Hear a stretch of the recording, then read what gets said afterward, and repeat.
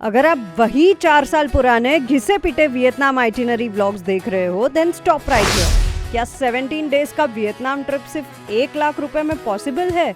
चलिए देखते हैं व्लॉग में एक कंप्लीट और ऑनेस्ट आइटिनरी गाइड के साथ। और पता है सबसे मजेदार बात क्या है?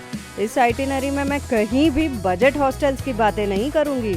आराम से गुड होम स्टेज और एयरबीएनबीज का जिक्र होगा। प्लस अगर आपके पास कम टाइम है तो इसे 10 दिन में कैसे कस्टमाइज करना है वो भी बताऊंगी। इस वीडियो में हम टूरिस्टी प्लेसेस स्किप करके चलेंगे अनसीन और ऑफ बीट जगहों पर, जिनकी बात इंटरनेट पे शायद ही कोई करता है। आपका टाइम और बजट बचाने के लिए मैंने सभी कॉम्यूट मोड्स खुद ट्राई किए हैं। स्लीपर बसेस हो या शेयर्ड लिमोजीन्स, ओवरनाइट ट्रेन्स और फ्लाइट्स, सबका रियल रिव्यू मिलेगा इस। वेजिटेरियन हो टेंशन मत लो, लोकल ऑथेंटिक वेज फूड ढूंढने का हैक्स और बेस्ट इंडियन रेस्टोरेंट सबकी लिस्ट तैयार है। 17 दिन का मेरा रियल एक्सपीरियंस और कॉस्ट ब्रेकडाउन। पेन निकाल लो, सब्सक्राइब करो और चलो चलते हैं वियतनाम। 17 डेज मैंने वियतनाम में कैसे बताए आपको यकीन नहीं होगा, बट मेरी आइटिनरी बाकी सारी आइटिनरी जो आपको ऑनलाइन दिखेगी उससे बिल्कुल ही अलग है। इसमें मैं कोई हॉस्टल एक्सपीरियंस कुछ नहीं कर रही हूँ। इनफैक्ट मैंने काफ़ी जगह पे luxury stage, home stage book करवाया है, प्राइवेट रूम्स है, हर चीज़ है, फिर भी मेरा बजट सिर्फ इतना ही था। एंड हाँ, मैंने इन 17 दिनों में ऐसी ऐसी जगह एक्सप्लोर की है जो आपको इंटरनेट पे तो नहीं मिलेगी कहीं और अगर मिल भी गई तो इतना डिटेल में कोई भी नहीं समझाएगा। इस आइटिनरी के साथ साथ ये भी बताऊंगी अगर आपके पास कम दिन है, 10 डेज, अ वीक और सो, तो आप कैसे ट्रैवल करोगे और कैसे अपनी आइटिनरी मैनेज करोगे वियतनाम में। So do not worry, even if you have less days, I have a lot to share with you all. शुरू करते हैं। Best time to visit March और अप्रैल के महीने हैं। Vietnam is spread in long stretch north to south. तो अगर आपके पास आराम से 2 हफ्ते है तो आप पूरी कंट्री में इतने सारे अच्छे अच्छे प्लेसेस विजिट कर सकते हो। अगर आपको नॉर्थ से साउथ आपको ट्रैवल करना है तो हर जगह अलग अलग वेदर मिलती है सीजन के हिसाब से। हम लोग अक्टूबर में गए थे, which was a very good season for north Vietnam and south Vietnam, जैसे हनोई हो गया, सापा हो गया और हो ची मिन सिटी हो गया। हमें दनांग में, बट हमें वहाँ पे वेदर अच्छा नहीं मिला। अक्टूबर में, अगस्त अक्टूबर तक बोलते हैं वहाँ पे स्टॉर्म्स रहते हैं, और जब हम गए थे तभी भी विंडी था, स्टॉर्म था, रेनफॉल हो रहा था। अगर आप सेंट्रल वियतनाम भी जाना चाहते तो ओवरऑल कंट्री में मार्च अप्रैल बेस्ट रहता है, मॉडरेट वेदर रहता है हर जगह। अब बात करते हैं हम फ़्लाइट्स की। फ़्लाइट कैसे बुक करवाओगे? तो मैं आपको बोलती हूँ वियतनाम अभी ज़्यादा से ज़्यादा एटलीस्ट 3.5 मंथ्स पहले बुक करवा लो टिकट्स, अच्छी डील्स मिलेगी। मैंने वियतजेट एयरलाइंस के बारे में मिक्स्ड रिव्यूज़ पढ़े, बट मुझे मील्स वगैरह भी चाहिए था, फुल सर्विस एयरलाइंस चाहिए थी, तो मैंने वियतनाम एयरलाइंस बुक की थी। और मेरा एक्सपीरियंस वियतनाम एयरलाइंस के साथ बहुत ही अच्छा रहा। The service was very good, up to the mark, और हमारा ट्रैवल भी एकदम टाइम पे हुआ। हमारी फ़्लाइट भी कोई डिलेड नहीं चल रही थी। Everything was very smooth. Mumbai से और बैंगलोर से डायरेक्ट फ्लाइट्स चलती है। अहमदाबाद और सिटी से भी आपको फ्लाइट्स मिल जाएगी इंडिया। वीज़ा वियतनाम का मिलना इंडियंस के लिए थोड़ा सा इजी ही है। आपको ऑनलाइन ही ई वीज़ा अप्लाई करना है। बस इतना ध्यान रखना, आप जहाँ लैंड होने वाले हो, सपोज आप हनोई जा रहे हो, तो आपका पोर्ट ऑफ एंट्री हनोई ही लिखना और डेट भी उसी दिन का लिखना। आप वीज़ा में मेक श्योर करना कि आप सारी डिटेल्स जैसे पूछी गई है वैसे ही लिखो, अप टू द मार्क्स, तो आपको कोई प्रॉब्लम ना हो, वहाँ जाके भी फेस ना करना पड़े। ई वीज़ा हमारा तो 4-5 डेज में आ गया था, बट फॉर सेफ्टी से आप एटलीस्ट 15 डेज पहले वीज़ा अप्लाई कर दो, 15 to 20 डेज पहले, ताकि उनके भी कुछ हॉलीडेज वगैरह आ रहे हो तो आपको इश्यूज ना हो। अब बात आती है होटल्स की। तो होटल्स मैंने हर जगह अलग अलग वेबसाइट से बुक की थी। मैंने ज़्यादातर होम स्टेज और एयरबीएनबीज ही बुक किए थे वहाँ पे, जो मुझे बहुत ही कन्वीनियंट और इजी लगे। किचन भी मिल जाता है अपार्टमेंट्स में। हम वेजिटेरियंस है तो ये बहुत ही अच्छा लगता है। अगर हम कहीं दूर नहीं जा सकते हमारे अपार्टमेंट से तो खा लेते हैं रूम में। अब बात आती है कम्यूटिंग की, तो कम्यूटिंग तो मैं बोलूँ तो बहुत ही इजी है वियतनाम में। ग्रैब ऐप डाउनलोड कर लो, हर जगह ग्रैब ऐप मिल जाएगी आराम से। Even in the smallest of the towns जैसे सापा हो गया, निनबिन हो गया, हलोंग बे हो गया, हर जगह आपको ग्रैब से टैक्सी मिल जाती है। कहीं पे भी अब आराम से बुक कर सकते। पर इंटरसिटी ट्रैवल्स के लिए मैं प्रेफर कर रही थी शेयर्ड लिमोजिन्स। बहुत ही अच्छा लग्जरी ट्रैवल हो जाता है, बजट में हो जाता है क्योंकि शेयर्ड है और वहाँ पे उनकी जो एमिनिटीज़ है, मसाज चेयर, काफ़ी अच्छे से इंटरसिटी पहुँच जाते हैं रिलैक्सिंग वे से। उनके हाईवेज भी बहुत अच्छे हैं, तो ट्रैवलिंग ज़रा भी प्रॉब्लमेटिक नहीं होता यहाँ पे नाम। और आपको ये सारी चीज़ें बुक कहाँ से करनी, लिमोजिन्स आपको ईजिली कोई भी वेबसाइट से आप बुक कर सकते हो। क्लूक हो गया, गेट योर गाइड हो गया, मैं लिंक्स भी दे दूँगी डिस्क्रिप्शन बॉक्स से, जिसमें आपको इजी पड़ेगा ये सारी टिकट्स बुक करवाना। अब बात करते हैं फूड की। वेजिटेरियंस को बहुत ही डर लगता है कि यहाँ पे फूड नहीं मिलेगा। तो हर जगह वियतनाम के इंडियन रेस्टोरेंट्स थी। मैं कहीं भी स्मॉल टाउन्स में गई हूँ, मुझे आराम से इंडियन फूड मिला है। अपने ही विसिनिटी में नहीं मिला है तो फिर मैं ग्रैब टैक्सी करके रेस्टोरेंट तक पहुँच जाती थी। It was not such an issue for me. तो वेजिटेरियन रेस्टोरेंट्स भी मिली मुझे काफ़ी जगह पे। एक टिप देती हूँ, गुजरात इंडियन रेस्टोरेंट करके है वियतनाम में। आउटलेट सारे मेजर टूरिस्ट अट्रैक्शंस के पास होती है, सापा में, हनोई, हो ची मिन, दनांग, इन चारों सिटीज़ में मुझे मिली। एंड मैं बोलूँ आपको तो बहुत ही अच्छा फूड था यहाँ पे, एंड वेजिटेरियन भी था। हमें गुजराती थाली भी खाने मिली, तो ये बहुत ही अच्छा लगा हमें। तो फूड मेरे को इंडियन रेस्टोरेंट्स भी मिली, गुजराती फूड भी मिला, और क्या ही चाहिए। और अगर आपको वहाँ का क्विजीन ट्राई करना है तो आप हनोई में ट्राई कर सकते हो। जैसे बानमी हो गया, फो उनका लोकल सूप है। बानमी हनोई में आपको वेजिटेरियन बानमीज भी बहुत मिल जाएगी लोकल स्ट्रीट्स पे। हमने ट्रेन स्ट्रीट पे ये सब ट्राई किया था and they were very kind. वो लोग ने सब हमने जैसे बोला वैसे ही बनाई बानमी। तो उन्होंने सिर्फ सैलड डाला, वो लोग आराम से समझ गए हम वेजिटेरियन हैं। दूसरा चीज़, सूप में भी हमने निनबिन में ट्राई किया था। हमें होम स्टे में इतना अच्छा ब्रेकफास्ट दिया। हमने बोला हम वेजिटेरियन है, उन्होंने वेजिटेरियन सैंडविच बना के दी थी, सूप बना के दिया था, और I must say it was delicious enough. ये हो गया आपका लोकल फूड। मैक्सिकन रेस्टोरेंट्स भी मिली मुझे निनबिन और दनांग में, वो भी बहुत अच्छी थी। वेजिटेरियन ऑप्शंस बहुत थे इन मैक्सिकन रेस्टोरेंट्स में। वो लोग इंडियंस के लिए ही शायद उन्होंने इतने वर्जन्स बनाए हैं, वेजिटेरियन बोल्स वगैरह, मैक्सिकन बोल्स। चलो अब आते हैं मेन बात पे, आपकी आइटिनरी। 17 दिन की आइटिनरी मैंने कैसे प्लान की, ये मेरा 1 साल का मेहनत था। मैंने हर चीज़, हर जगह पे इतना रिसर्च किया था जो आपको इजीली अभी मैं शेयर करूंगी, और आपको कोई इश्यू नहीं आएगा। अगर आपको पूरा ही वियतनाम में क्या क्या चीज़ें देखनी है, कैसे करना है, सब जानना है, तो ये एक ही वीडियो देख लो, आपको कुछ और ज़रूरत नहीं पड़ेगी। So let's start from my itinerary. हमने कैसे मैनेज किया इन 17 दिनों में, हमने कितने सिटीज़ और टाउन्स कवर किए। हम गए थे, पहले शुरू किया था सापा से हनोई, हनोई से हम गए फिर हलोंग बे से निनबिन से दनांग, एंड दनांग से हमारा लास्ट स्टॉप था हो ची मिन सिटी। तो ये 6 जगह हमने एक्सप्लोर की इन 17 दिनों में। हर जगह हम ऑन एन एवरेज 3 डेज रहे थे। चलो अभी सापा से शुरू करते हैं। सापा में हमने 3 दिन बिताए, एंड मैं मानो अगर आपके पास 3 दिन है तो 3 दिन लेके ही चलो, क्योंकि आपका वो फर्स्ट स्टॉप रहेगा। जिस दिन आप पहुंचोगे एयरपोर्ट से सीधा निकल के, आप वहाँ से ही अपना एडवांस बुकिंग करवा लेना। हमने स्लीपर बस की थी सापा के लिए, ताकि हम सो के आराम से पहुँच जाए, क्योंकि हम ऑलरेडी ओवरनाइट जर्नी कर रहे थे फ्लाइट से। तो हमने वहाँ पे पूरी नींद ही निकाली 6 घंटा, और कब सापा आ गया पता भी नहीं चला। एयरपोर्ट से सीधा हम सापा ही चले गए। सापा में हमने फर्स्ट डे तो रेस्ट ही किया, अब एनर्जी नहीं थी हमें कुछ भी करने की। सिम कार्ड वगैरह अगर आपको लेना है, हमने ई सिम ही लिया है। ई सिम बहुत ही ईजी था, और ग्रैब टैक्सी सब वगैरह ई सिम से आराम से सॉर्ट हो गया था हम लोग का। तो फर्स्ट डे हमने सापा में क्या किया, तो that was a rest day. The second day Sun World theme park है, वो तो जाना ही है आपको, क्योंकि वो बहुत ही ब्यूटीफुल है, और कहते हैं हाईएस्ट पीक है वियतनाम का, और वहाँ ऊपर से जो व्यूज़ आते हैं बहुत ही अच्छे आते हैं। अब यहाँ से आराम से सन वर्ल्ड के लिए निकल जाओ, और उसके लिए ग्रैब टैक्सी बुक कर लो जो इजी था। और आपको टिकट्स मैं वापस लिंक छोड़ दूंगी, क्लूक से बुक करवानी है तो वो भी कोई प्रॉब्लम नहीं है। तो सन वर्ल्ड केबल कार से जाते हैं, और पूरी मेंटेन्ड प्लेस है, इंस्टाग्रामेबल प्लेस है। हमें एंटर करते ही इतना अच्छा डेकोरेशन था वहाँ पे, इतना अच्छा डेकोर था।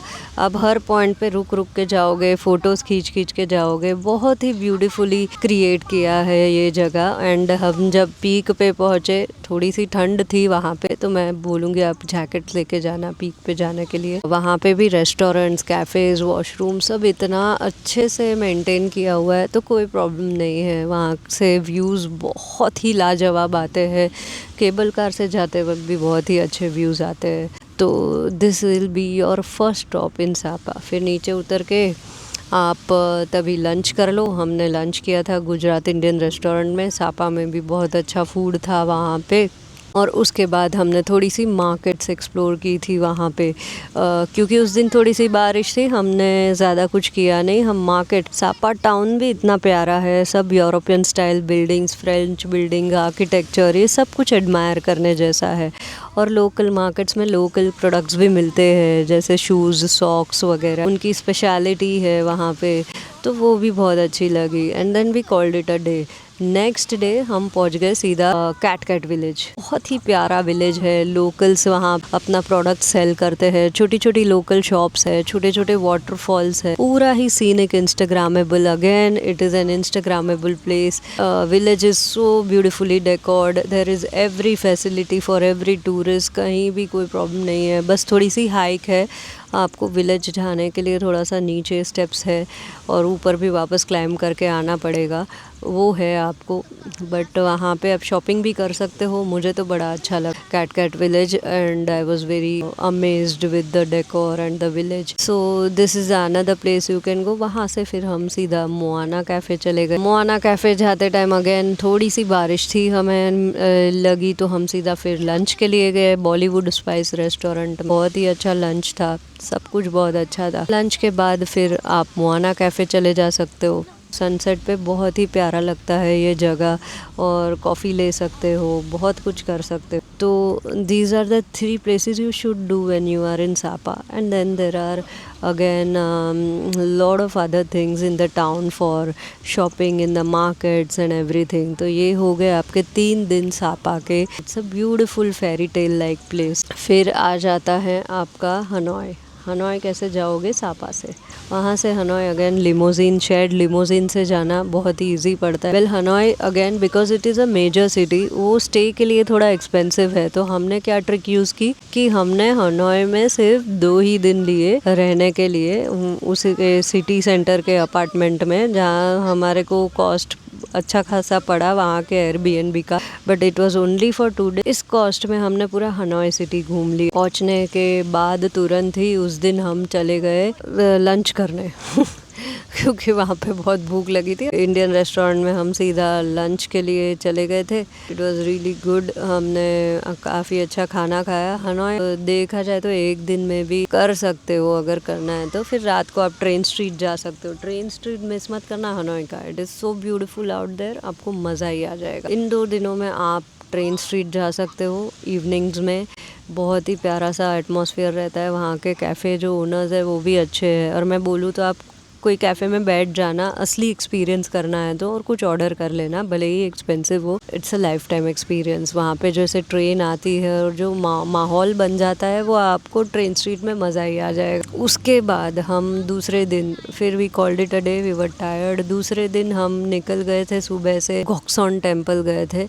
गॉक्सॉन टेम्पल बहुत ही प्यारा सा टेम्पल है। उसी के पास एक बहुत ही पॉपुलर लेक है। दोनों चीज़ें आप इवनिंग में भी कर सकते हो। हम लेक के पास वापस शाम को गए थे because it is a very good area. Touristy place है बट बहुत ही हैपनिंग एरिया है। वहाँ पे काफ़ी शॉपिंग स्ट्रीट भी है उसके सामने, थोड़ा बहुत खरीद भी सकते हो। और temple is also very beautiful. वो पूरा लेक के बीच में टेम्पल है, तो बहुत ही पीसफुल वाइब्स मिलती है वाटर के सराउंडिंग वो जो टेम्पल है वहाँ पे। और लेक तो है ही बहुत प्यारा वहाँ पे।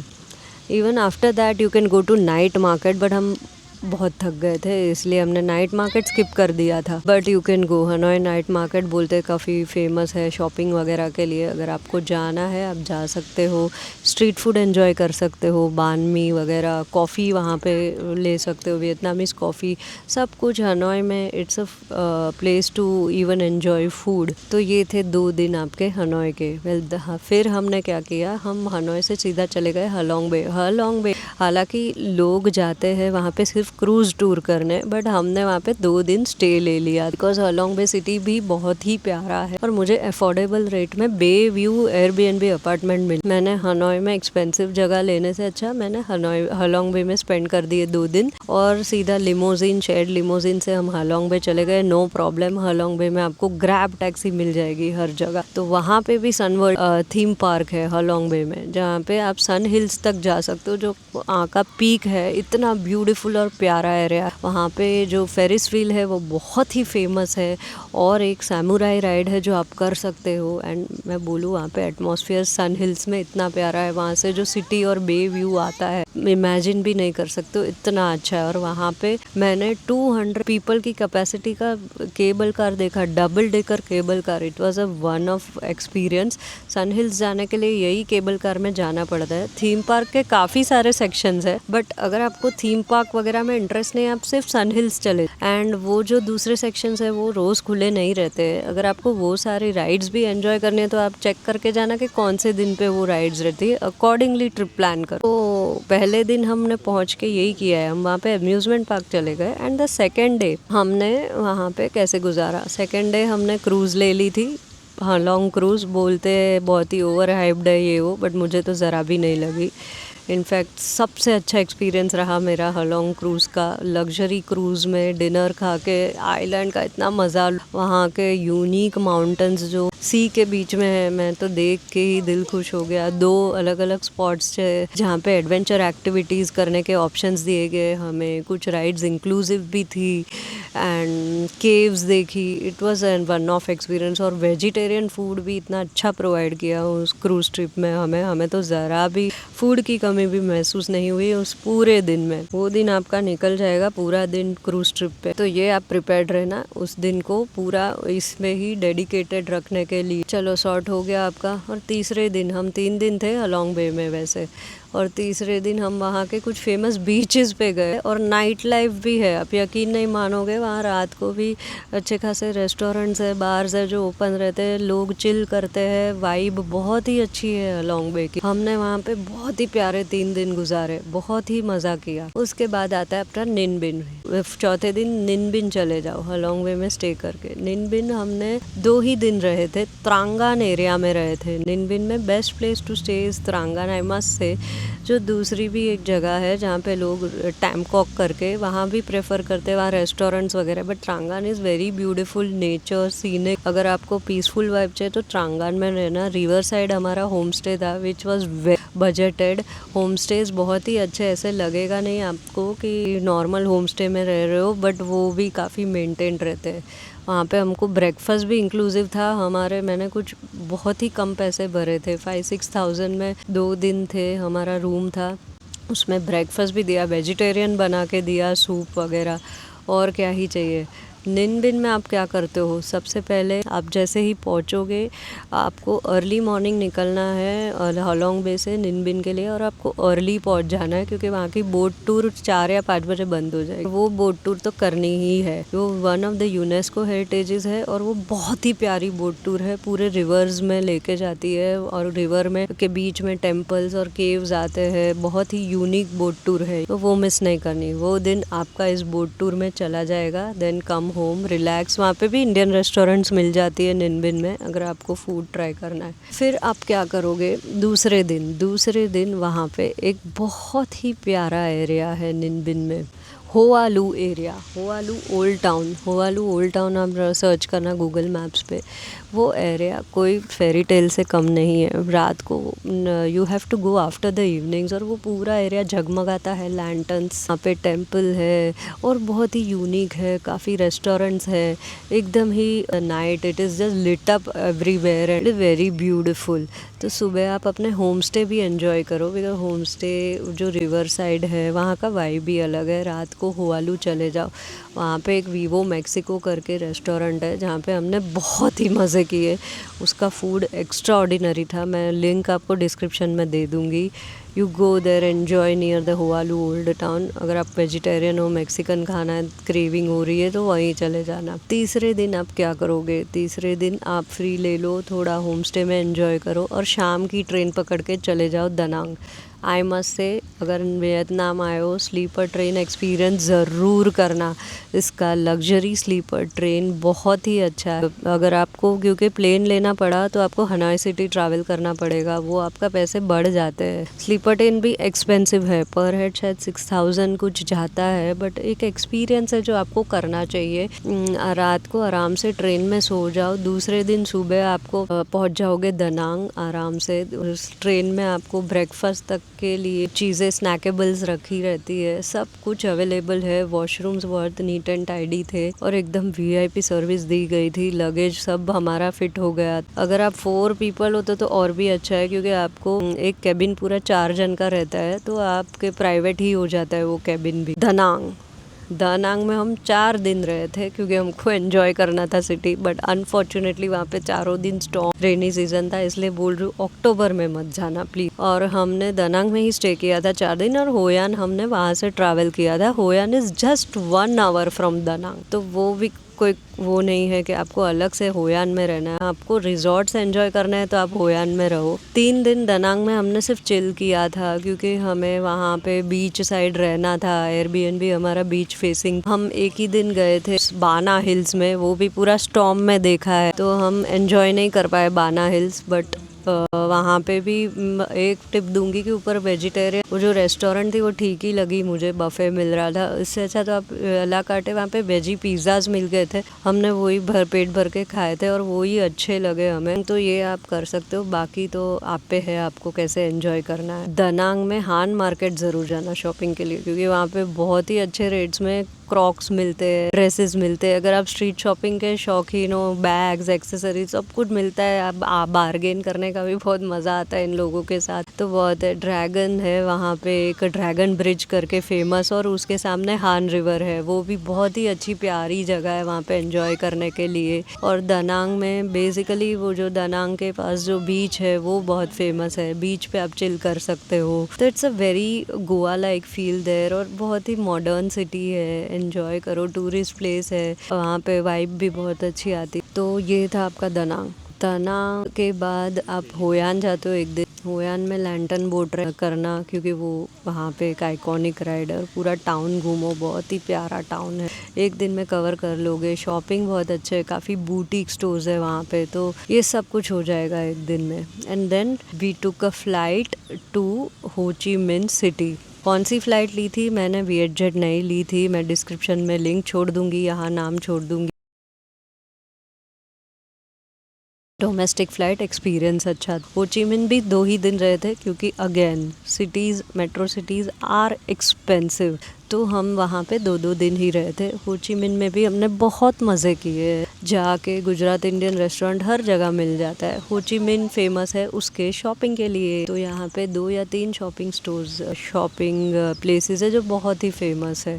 एक है साइगॉन मार्केट, साइगॉन मार्केट के सामने ही दूसरा शॉपिंग मॉल है जो फेमस है, और एक और शॉपिंग मॉल है। मैं तीनों के नाम यहाँ पे लिख देती हूँ, अब तीनों जाना। जो तीसरा शॉपिंग मॉल था लोकल शॉपिंग मॉल था, वहाँ पे भी चीज़ें मिल जाती थी। शर्ट्स और कपड़े अच्छे क्वालिटी के मिलते हैं ये सारे मार्केट्स में।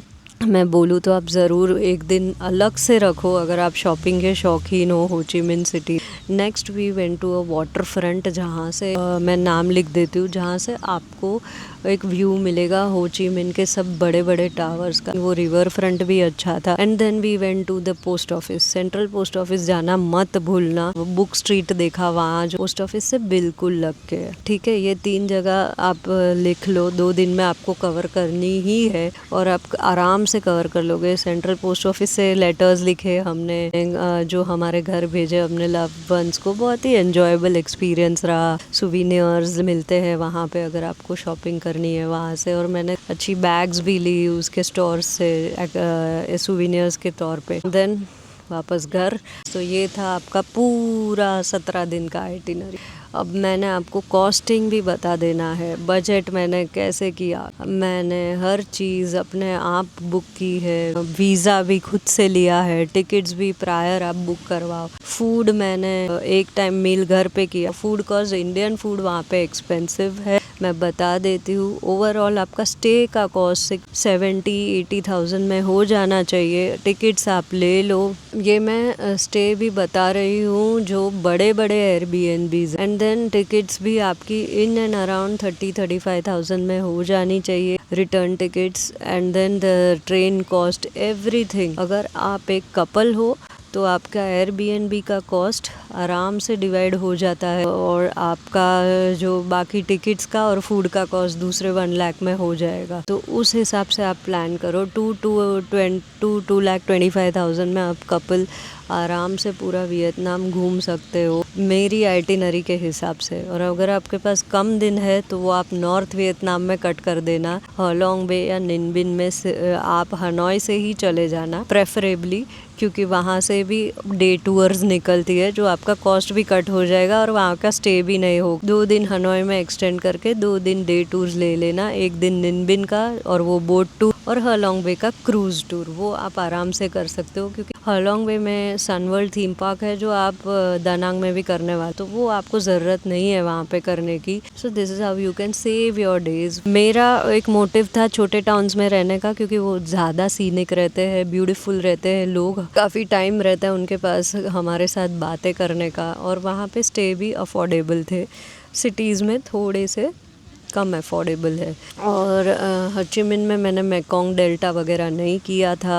हनोई में हम जेल या म्यूज़ियम नहीं गए थे। अगर आपको ये सब भी देखना, उस हिसाब से आप डेज एंड फाइनलाइज कर दें। सो दिस इज़ इट गाइज। अब आपको कोई प्रॉब्लम नहीं होनी चाहिए, कोई और वीडियो में जाना भी नहीं चाहिए कुछ और इन्फॉर्मेशन के लिए, क्योंकि पूरा वियतनाम मैंने बता दिया है। तो please plan your trip according and best of luck. कोई भी डाउट हो मुझे नीचे कमेंट बॉक्स में लिखो, मैं हर चीज़ का आपको रिप्लाई करूँगी। No worries. कोई भी छोटा से छोटी हेल्प चाहिए तो मुझे इंस्टाग्राम पे भी फॉलो कर लो @the_travel_clever। आपको हर चीज़ के लिए हेल्प मिल जाएगी। मेरी ये 17 डे आइटिनरी इतनी अच्छी तरीके से फॉर्मेटेड है। आपको अगर ये फॉर्मेट भी चाहिए तो आप प्लीज़ मुझे कमेंट कर दो, मैं आपको एक आइटिनरी भी फॉरवर्ड कर दूंगी पूरे प्रिंट के साथ, स्टेज, फूड, हर डिटेल के साथ। तो आपको कोई इश्यू नहीं आना चाहिए। Thank you so much. Enjoy, happy travels. Thank you. Well ये है एक ट्रैवल ब्लॉगर की लाइफ। मैं अभी मॉरिशस के एक बीच पे हूँ और यहाँ पे मैं वियतनाम की आइटिनरी डिस्कस करने वाली हूँ। Because you have to make itineraries, create videos on the go when you are in other trip, then too I enjoy the process, इसीलिए मैं कर पाती हूँ इतना। सो आपकी वियतनाम आइटिनरी तो सॉर्ट कर दी, बट मैंने यहाँ के मज़े नहीं लिए अभी तक। चलो let's go and play in the beach.